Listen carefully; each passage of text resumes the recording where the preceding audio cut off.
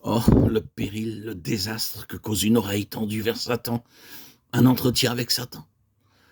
Jésus-Christ n'a jamais fait cela. Dès que Satan eut trouvé une oreille attentive à sa question, il agit rapidement et se saisit de ce vieil avantage pour glisser une déclaration qui était un mensonge positif.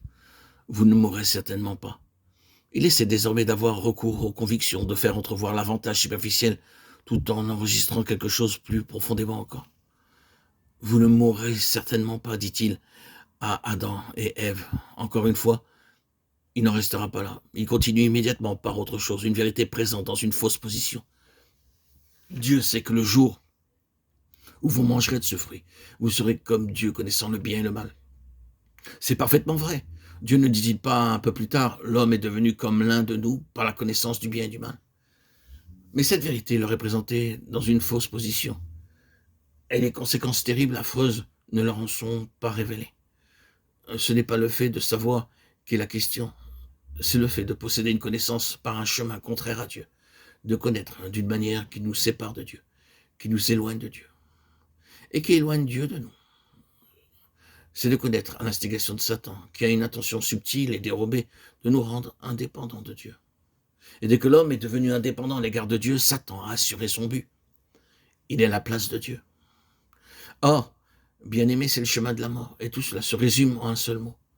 Le chemin de la mort est le chemin qui nous détourne de Dieu, et nous fait tourner sur nous-mêmes et vers l'indépendance. Indépendance de jugement, indépendance de désir, indépendance de volonté. C'est pourquoi l'âme qui péchera est celle qui mourra. Pensée, cœur, volonté. Ézéchiel 18, 4 et 20. L'indépendance à l'égard de Dieu est le chemin de la mort. Avoir notre propre pensée, avoir notre propre jugement, tenir à notre propre position, nous attacher à nos propres conclusions. Oh, quel royaume est ouvert par tout cela. Cela touche à toute la question de la souveraineté du Seigneur Jésus dans l'Église, dont il est la tête et qui est son corps. Et cela défend aux membres individuels d'agir de manière indépendante. Cela touche naturellement à beaucoup d'autres choses encore. Le chemin de la mort est le chemin d'Adam. Il est tourné sur soi dans son jugement, tourné sur soi dans ses désirs, tourné sur soi dans sa volonté propre. Et tout cela nous amène manifestement, directement, à Christ. Christ qui est le chemin, le modèle du chemin de la vie.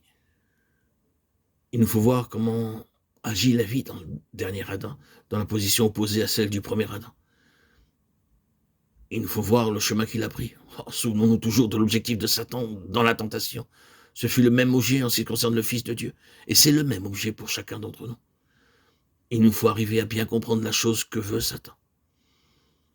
Je crains que beaucoup de nos explications, de nos expositions de la tentation du Seigneur Jésus ne soient pas allées assez loin. Elles ne sont pas allées jusqu'au point suprême, et tandis qu'elles peuvent nous aider, elles manquent cependant du sens réel. Il nous faut reconnaître que l'objet qui gouvernait Satan dans la tentation du Seigneur Jésus, c'était la mort, et rien de moins que cela. Satan en voulait à sa vie. Il voulait rendre impossible au Seigneur Jésus de devenir la vie des hommes. Il voulait, pour ainsi dire, arrêter le courant de la vie, à sa source même. Les tentations ont toujours visé cette question de la vie. Satan voulait la mort. C'est pourquoi il est décrit dans la parole de Dieu comme celui qui avait l'empire de la mort. Hébreux 2, 14. C'est quelque chose dont il se sert contre les fils de Dieu.